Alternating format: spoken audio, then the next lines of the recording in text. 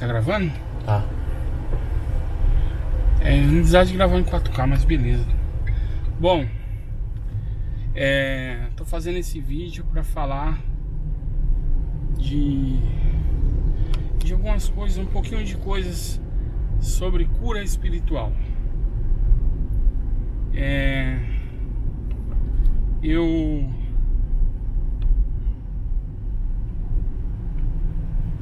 A experiência que eu tenho pra falar sobre isso é bem pouquinha, bem pouca mesmo. Eu já frequento um centro espírita, né? Já há bastante tempo. Nesse centro espírita foi onde eu iniciei o trabalho mediúnico na cura também. Porque esse centro espírita ele tem lá um dia da cura, que é no primeiro sábado do mês. E eu participei já desses trabalhos. Já participei não mediunizado e mediunizado nesses trabalhos. Então eu tive um pouco dessa experiência. E nesse processo aí eu acabei que tive experiências espirituais nesse processo, nesses trabalhos. Muitas pessoas que chegam nesses centros espíritas atrás da cura tinham a cura espiritual. Nem todo mundo conseguia, mas muitos tinham. Que a gente já sabe lá, inclusive no centro a gente conversa muito sobre isso, que quem decide quem vai ser curado não somos nós, as pessoas encarnadas, são os espíritos enviados de Deus, os mentores, mentoras. Pois é, mas mesmo assim eu trabalhei bastante lá. E na apometria também.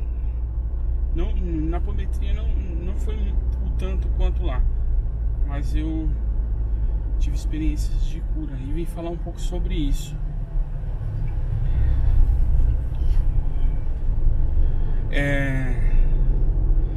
Eu percebi através de experiência, de vidência, essas coisas assim. Eu não sou clarividente, mas eles abrem minha vidência em algumas coisas. A roupa espiritual. Então, eu já tive com uniforme lá no trabalho físico, né? Normal, com roupa normal, clara, né? Normal.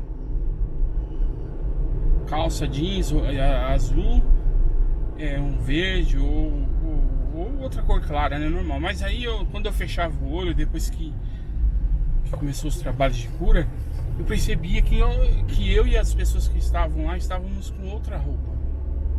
Estavam com uma roupa mais leve e bem mais pregada no corpo. Então eu não comentava com ninguém isso, porque eu achava que era coisa da minha cabeça. E aí depois eu tive outros sonhos, que eu era levado para um local que parecia ser como se diz, uma sala de cirurgia em sonhos. E aí eu tava com aquela roupa branca, e tinha lá o médico, o enfermeiro, todo mundo lá, uma equipe, e eu lá no meio. Então eu comecei a pesquisar um pouco sobre isso, bem pouquinho. E dentro da literatura eu não fui muito longe, para ser sincero. Não fui muito longe, eu li muito pouco. Mas eu conversando com as pessoas mais velhas, inclusive que trabalham, né, em centros espíritas, com médios ou médios, eu descobri que, independente da mediunidade, da pessoa que tem a mediunidade aflorada, ou independente se ele é um dirigente de trabalho, ele acaba que participando de cura.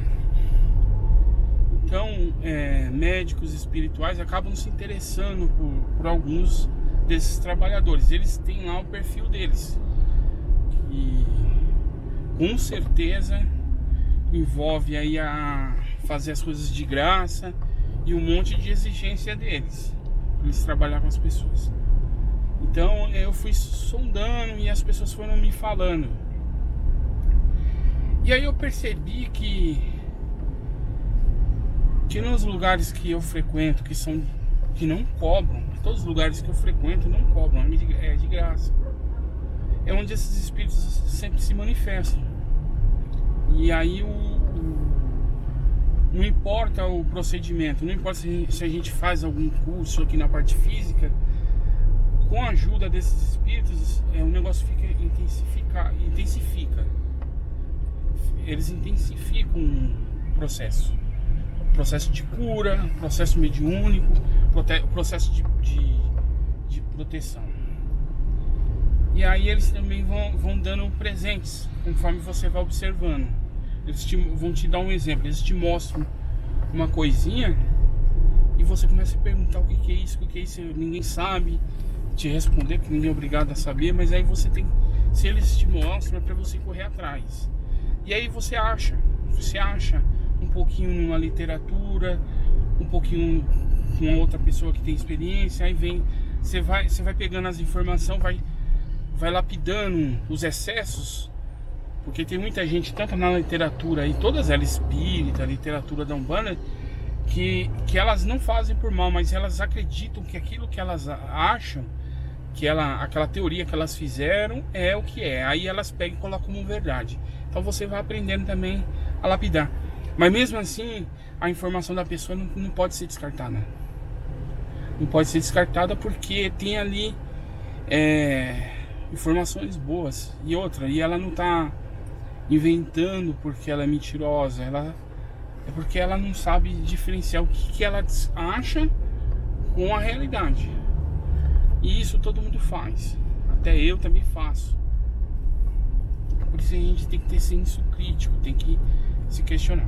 Bom, então, dentro dessas informações aí, tive muita informação boa. Uma das coisas são essas: os espíritos de luz, eles não trabalham com pessoas em cura, principalmente nos outros trabalhos. Espírito de luz que eu digo, não importa se ele é anjo guardião, se ele usa a capa, espíritos. Eles gostam de trabalhar com pessoas que trabalham de graça, que faz caridade. E eles não são exclusivos do médium. Esse espírito de luz pode ser daqui da Terra ou extraterrestre. Não existe exclusividade. E também não existe um médium santo. Esse ser humano santo, íntegro, isso não existe no planeta ainda. Talvez possa ser que um ou dois aí se reencarna, mas essas pessoas, elas não vão vir simples assim, só para ter uma reencarnação. Elas vão vir com a missão.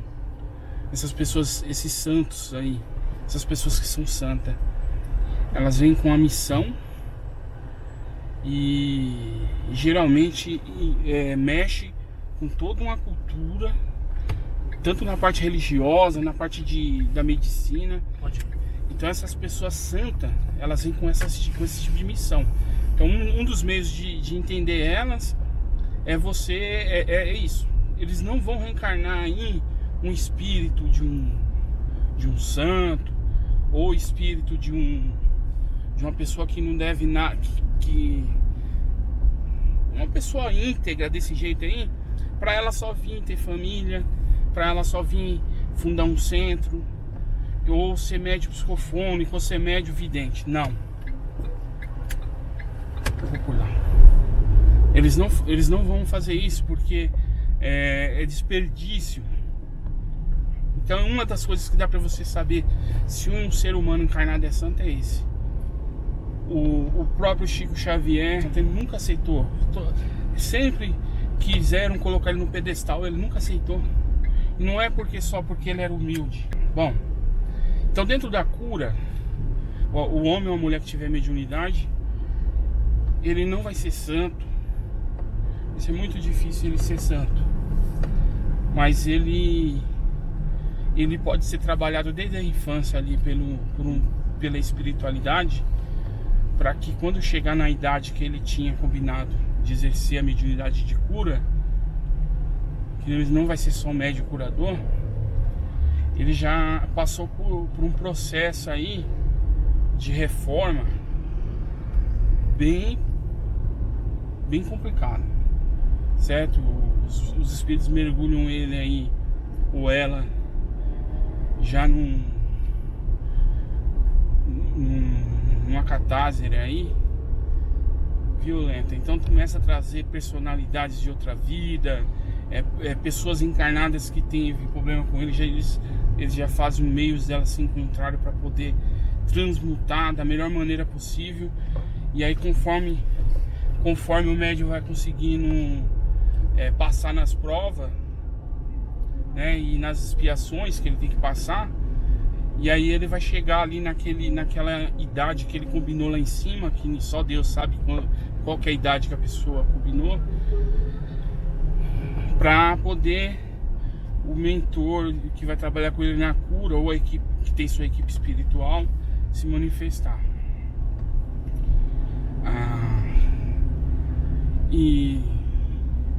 Então isso aí o grau de manifestação desses espíritos de luz na cura que é bem complexo, porque dependendo do médium, se eles começar a se manifestar de uma forma assim bem, eu vou usar a palavra forte, mas essa não é adequada. A pessoa começa a curar igual Jesus Cristo curar, e isso e aquilo, aí já vai depender do grau de evolução do médium. Pelo que a gente lê nos livros, eles não dão uma missão dessa para um médium que está cheio de problemas para resolver, porque a chance dele cair, porque ele vai ser assediado de todas as formas, é muito grande. Então os espíritos das trevas vai buscar lá no umbral lá pessoas ligadas a ele, vai trazer, cobradores, vão usar a pessoa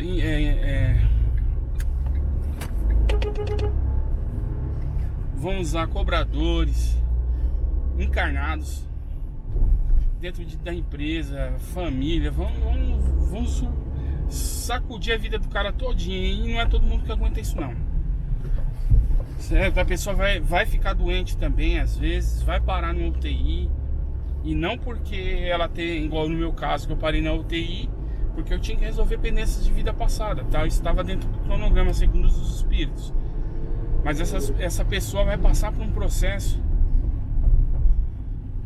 Então eles não vão dar uma missão dessa para uma pessoa que tem muita pendência, porque a chance dela falhar é muito grande. Então a cura espiritual, o pouquinho que eu já vi, já deu para mim ter formar essa opinião que eu acabei de dizer para vocês. E isso também, uma boa parte que eu falei para vocês, inspirado nas obras do Allan Kardec, no livro dos médiuns, no livro dos espíritos, nos livros do André Luiz, psicografado pelo Chico. Então é um pouco sobre a cura. Mas eu comecei falando da roupa. A roupa, o que eu percebi da roupa na cura espiritual foi que ela consegue intensificar as energias do médium, né? Fluido vital, não importa, e ectoplasma, que também pertence ao fluido vital, porque as pessoas que participam dos trabalhos que eu participei, quando eu via que estava com a roupa, foram as que tiveram bons resultados no que foram buscar. E no processo também eu senti as energias mais intensamente do que quando eu não via a roupa. E eu já falei sobre roupa aí também nos trabalhos de obsessão que eu vi. Igual já fiz um vídeo aí, no vídeo anterior, falando que eu fui levado para um preto velho para trabalhar, para eles me ensinar. E eles me colocaram uma roupa lá azul marinha que bloqueava aquelas energias de culpa que eu tinha, que era para os espíritos não conseguirem fazer leitura em mim. E outras coisas, não perceber. Então, e também citei também um livro que fala também da função da roupa no Exu, que eu li o livro Eu Sou a Luz, Eu Sou Exu, Eu Sou a Luz, e em um livro do Robson Pinheiros, ele também cita também a roupa. Então eu comprovei isso que eles citaram nos livros no desdobramento consciente do sono, na projeção astral. E também comprovei através dos trabalhos de cura, no qual eu tô falando aqui agora pra vocês. Tá legal? Então é um pouquinho da roupa. E em relação ao médio, sobre esse negócio dos médios aí, eu vou ver se eu vou postar esse vídeo. Obrigado a todos.